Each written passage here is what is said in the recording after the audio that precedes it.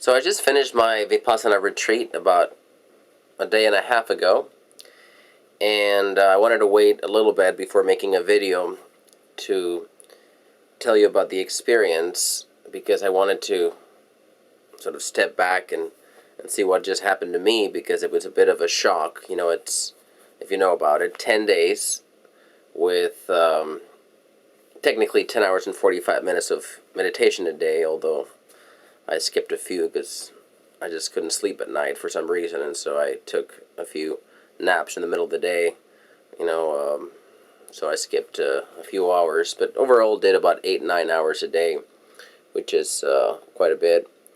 And anyway, technically what the meditation was about was basically starting out the first 3 days with regular breathing meditation, focusing on the sensations around the nose first. Could be anything from something that tickles you to the warmth of the air, to pulsations, to warmth, whatever it is. Then you narrow it down. The day after, just to the area below and the nostrils, and so you make the area smaller and you get more focused and you get some concentration. Once you get the concentration, then you go into Vipassana, which is basically sort of a body scanning technique where you pay attention to the sensations in every part of the body. And when I first started doing that, actually, I didn't even know it was Vipassana. I just thought I was going to some meditation course and I was being taught different types of meditation. Didn't know that the first one was called Anapana, which is some sort of simple or more simple breathing meditation, and this body scanning technique is Vipassana. And when I first started doing it, it just felt like really bad. It felt like somebody tickling me with a feather in my armpit, or somebody using their nails against a chalkboard. It felt really uncomfortable to scan my body for some reason, and I realized that it was coming from that the main discomfort was coming from a sensation in front of my right nipple. I mean, really weird, right? And later on, I told the teacher, and he said, "Well, just keep doing it. Just do it slowly." And the areas that are more uncomfortable, maybe stay there for a minute or two, and then keep going. And I stayed here for more than a minute, and I was trying to, they say that you should be aware, you should be observing, you shouldn't be fighting, you should maintain your equanimity above everything else. But I observed a little bit too long, which maybe means that I was maybe pushing it a little bit, and I just it kind of like exploded, and like I had a pulsation on my right nipple for like a day and a half. It was really uncomfortable. Then I kept doing it. It went away. But by and large, I increased my focus quite a bit, meditation-wise at least. And what's interesting about this technique is that it allows you to have a challenge to your equanimity. In other words, if you do regular meditation, you have a certain challenge to your equanimity, namely thoughts that come in. You have, maybe sensations that throw you off and things like that.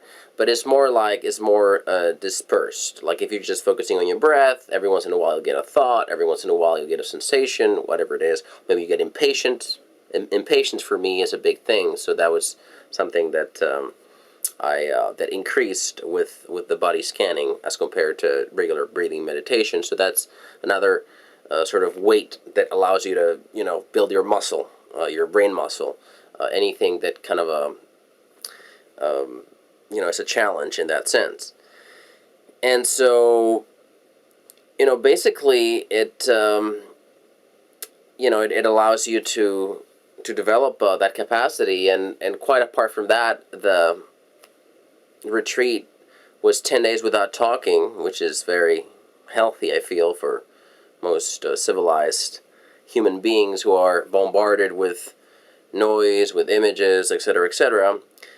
Good vegetarian food, which is healthy for you if you're used to eating, the warehouse sweepings that are handed out to you in the likes of McDonald's and hot dogs and even regular meat with hormones and all that. So it's good to eat quite good vegetarian food. All of this for free, by the way. Lodging as well. The lodging is interesting because you have no access to phones, to cell phones, to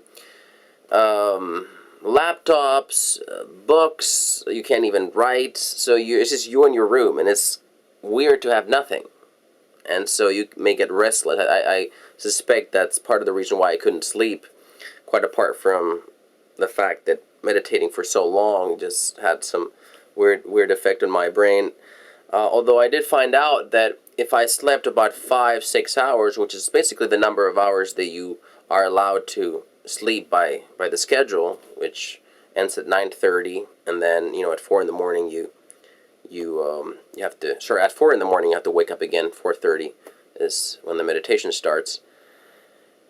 That if I slept 5-6 hours, I actually felt more sleepy. If I slept only 2 hours, which is what I slept most of the nights, except 2 nights, of course taking naps later throughout the day, during the breaks or whatever, maybe skipping a little bit of the meditation as well, but if I slept less, even though I was tired, my brain could stay awake. It's weird why, but apparently when you're meditating deeply, it has the effect of allowing you to sleep less. It gives you some rest. Then the surroundings were very beautiful, a lot of trees. They had deer, they had squirrels, they had ants, they had insects. So, quite nice. And you work your determination. That is, you have to stay there for the 10 days. You have to, barrel through. And, this technique, what's interesting about it is that it is sort of an experiential demonstration of some Buddhist principles. So this is how it works. And don't try it just by the instructions that I'm giving you. Just, if you want to do it, take the course, because there's going to be a lot of questions and a lot of issues that are going to come up if you want to learn this properly. But I'm going to give you an idea just so that you know what's about. So basically, you are, scanning your body. You're feeling whatever sensations come to your skin first. And for me, it's mostly a sense of warmth, that kind of a field of energy that and you can be either doing it a bit like a scan, or you can just go from part to part like that, boom, boom, boom, sort of in order. And sometimes it's hard to get a sensation, and so you start craving a sensation. You're like, come on, give me that warmth. And so when you do that, that's wrong, because you're craving, you see. And the point here is to follow the Buddhist principle of, the middle road, what's it called, the middle path. And so you can't be craving, okay? So you can, if you don't get the sensation, then you're, craving quite often, because you're not getting it, you want to get it. Sometimes you get uncomfortable spots. So one of the reasons why I thought about this retreat was because for a long time I had some anxiety issues, had a little bit of anxiety right in the middle of by my sternum, by the solar plexus. And plus I'm interested in Buddhism and meditation, but and by the way, this anxiety has to a large extent gone away after this retreat. So that's a positive development, and in my view speaks highly of the practice. Although, I like I said, I needed some time. Toward the end, I was a little bit fed up because it was tough for me, and I had kind of an ego reaction, like, oh, fuck this, man, I want to get out of here, blah, blah, blah, even though I stayed for the whole time. And so it's been nice to wait, a day and a half for me to look back and have the opportunity to interact with other people, talk to men, women, family, and so on, and to see what my own emotional reactions were and how I was behaving differently. And it turns out that the end result is that I am much more aware of my emotional state, and that, whenever I see myself like getting anxious or getting angry or whatever it is, it's sort of like I notice it earlier, and I have the awareness of, okay, let me just chill now, let me relax, and that's something that I had to some extent before, but it's sort of very much highlighted by the technique. And so anyway, so this body scanning, at some point you start feeling, really tingly, warm sensations everywhere. And then you can scan faster. And when you scan faster, it's like it can get kind of ecstatic, right? But once again, you can't drift into the ecstasy because it's about the middle path. So you have to stay equanimous. Whether it's frustrating, it doesn't feel good, or whether it's really good, you got to stay in the middle path. And so it's really interesting because it at every step of the skin, and then of course then you can go across your body, you can go within the flesh, you can go into your spine, you can breathe, and if you're really feeling it everywhere, you can like breathe and send it to your head, and then exhale and send it to your feet. All these things, can bring either pleasure or discomfort or something in between. And at every step, you got to maintain your equanimity. So it's a very strong experiential example of Buddhism. And if you do it a lot, it trains you to appreciate this and to do it at an unconscious level and do it pretty much all the time. Although, of course, you have to keep up the practice. It's not just one course. Some people say that it was very long. And it was kind of grueling, but I now, thinking back, think that it's probably okay because, you see, if you're going to maintain a discipline, you have to first get strong at it, and once you get strong at it, then you can can do it in your daily life, and it's not going to be so hard. It's like if I told you right now, once you meditate 1 hour in the morning, 1 in the evening, which is what they suggest you do, you're going to be like, man, that's a lot of meditating. Yeah, I don't have time for that. But after this, during 10 days, 1 hour in the morning, 1 hour in the evening it's like nothing because you've been doing like almost 10 hours a day. It's like you're strong now. So it's not going to be a big deal. And plus, it actually does help you. It helps you with your emotional state throughout the day. It really does. Kind of burns the anxiety, the the baggage that you might have had from like a week or two ago, or maybe even further back. According to the Buddhist belief, or this particular Buddhist belief, you are burning what's called sankharas, which is like negativities from the past. And I don't know how far that is true. I do believe that you burn negativities up to a point, at least. Certainly, I know some of the tensions that I've had, some of the problems that I had with my solar plexus area were from accumulated negativities, anger, craving, things like that.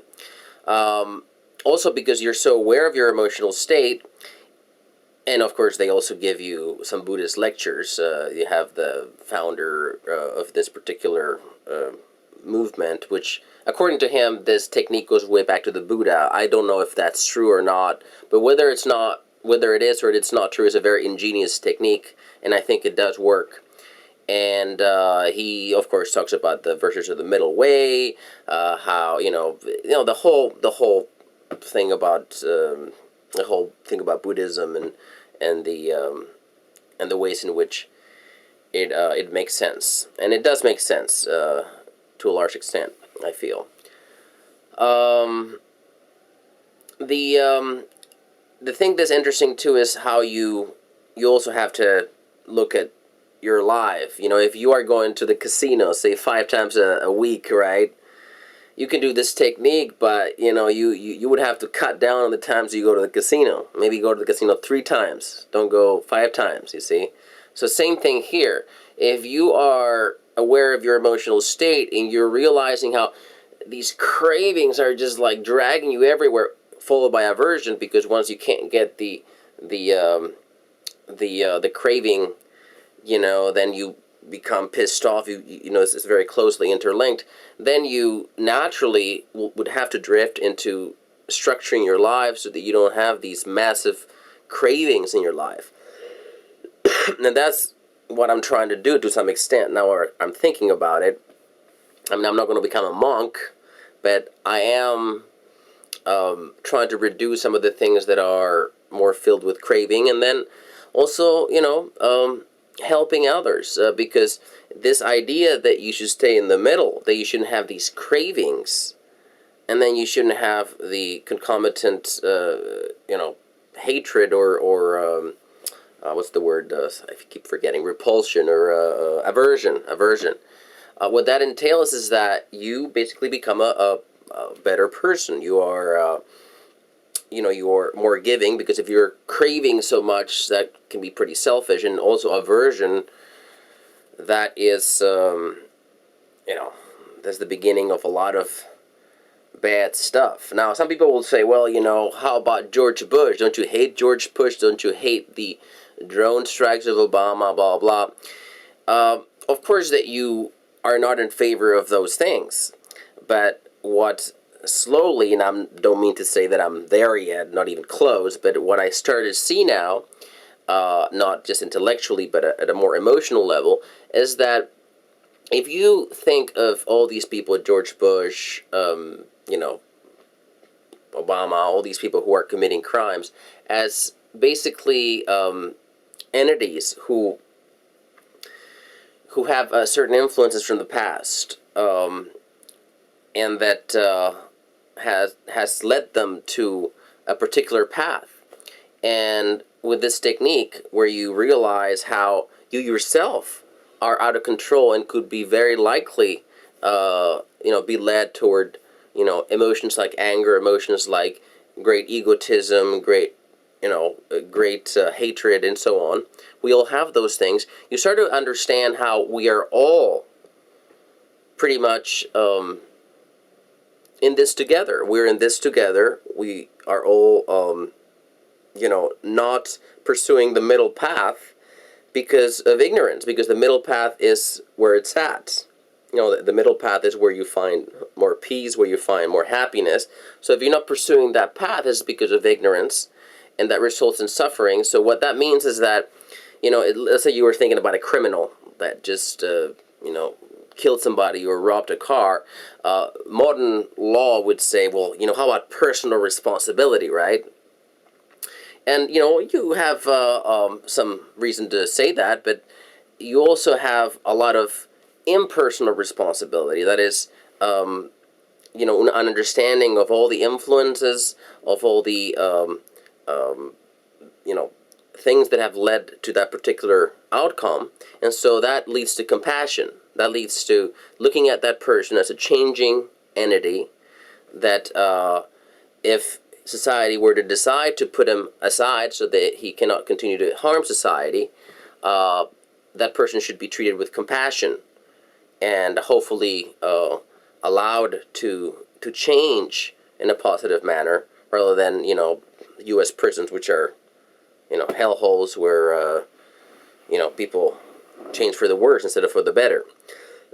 So anyway, I think that the experience is well worth it. I think you should, if you have the time, go ahead and sign up, do it, and you'll find you'll learn a meditation technique which is well worth it. Maybe you'll meet some people as well on the path, and you'll become a better person. I know for a fact that a lot of the things that I've said in the past, a lot of the videos that I've made, a lot of them regarding women, regarding other issues, had a lot to do with craving, aversion, with all the things that, are part of everyday life for all of us, but that it takes a time out.